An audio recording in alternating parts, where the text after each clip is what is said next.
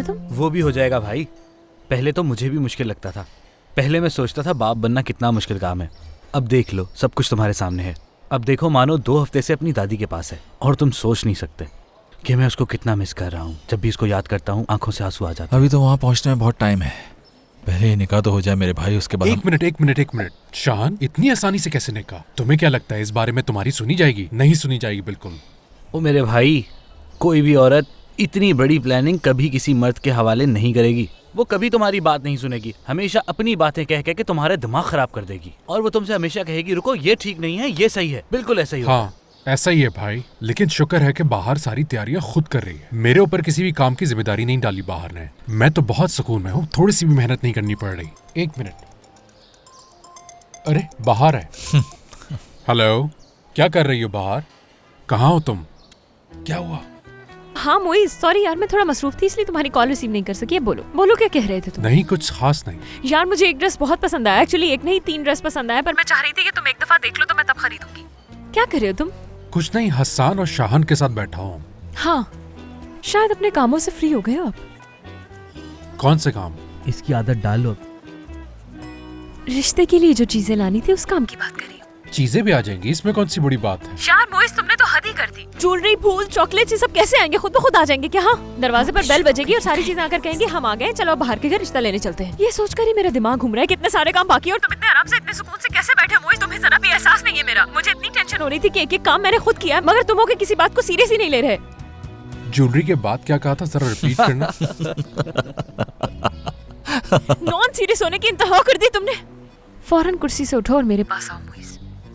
ठीक है, बाहर मैं उठ गया हूँ। देखो, तुम्हें कुर्सी की आवाज भी आ गई होगी, है ना? मेरी बात पे यकीन नहीं है तो शान से बात करा दूं तुम्हारी? मैं नहीं। शहान और हसन को भी उठाओ, मुझे उनकी कुर्सी की भी आवाज सुननी है। ठीक है, उठो यार, तुम लोग भी उठो। कुर्सी की आवाज सुनानी है बाहर को, उठो।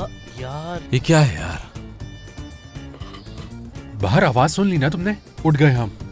इस वाकई में मेरा दिल बहुत मजबूत हो गया। परेशानी की कोई बात नहीं है, सब ठीक हो जाएगा। शाहन, हम लोगों को अभी निकलना होगा यहाँ से। हाँ, बाहर, बस फौरन आ रहा हूँ मैं। चलो यहाँ से। चलो हसन, चलो। उसकी मासूमियत पे मत जाना, बहुत चालाक लड़की है। पता नहीं कैसा जादू कर दिया शाहन पे। और अब मुझे पता चला है कि शादी करने वाले हैं दोनों। हो सकता है शादी का शाहान ने कहा उससे। नहीं, झूठ है। शाहान क्यों कहेगा? वही पीछे लगी हुई है मेरे बेटे के, जान नहीं छोड़ती। अदनान साहब, काश कि आप जिंदा होते। तुम उसकी शक्ल देखती।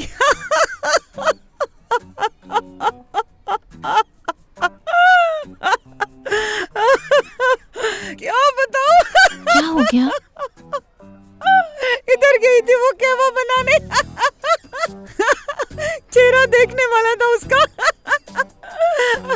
उसका दिल चाह रहा था भाग जाए यहाँ से बस।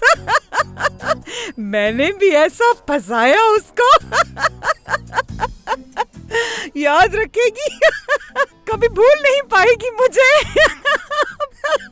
पागल हो गई थी, बिल्कुल पागल। सबने बहुत मजाक उड़ाया था। याद रखेगी कि किससे पाला पड़ा था। चेहरा लाल हो गया था उस बेचारी का। अल्लाह उसके शर से मेरे बच्चे को बचाए बस। इसी बहाने आपको सुकून तो मिला। मुझे कैसे सुकून मिलेगा बेटा? मेरे तो दिमाग में बस उल्टे सीधे ख्याल आते रहते हैं। सुकून नाम की चीज ही नहीं है। उनके भागने का डर है आपको? बेटा, क्या तुम शाहान को नहीं जानती? जिस चीज की जिद पकड़ ले उसे करके ही छोड़ता है।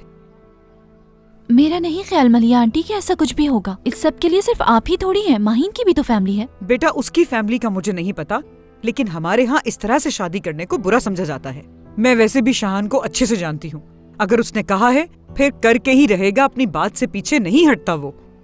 बात सुनो, अगर उन दोनों ने मुझसे छुपकर शादी की तो वादा करो कि बताओगी तुम मुझे। मैं वादा करती हूँ, इस बारे में अगर कोई भी बात हुई तो मैं फौरन आपको बता दूंगी, परेशान मत हो। इस बार धोखा मत देना मुझे।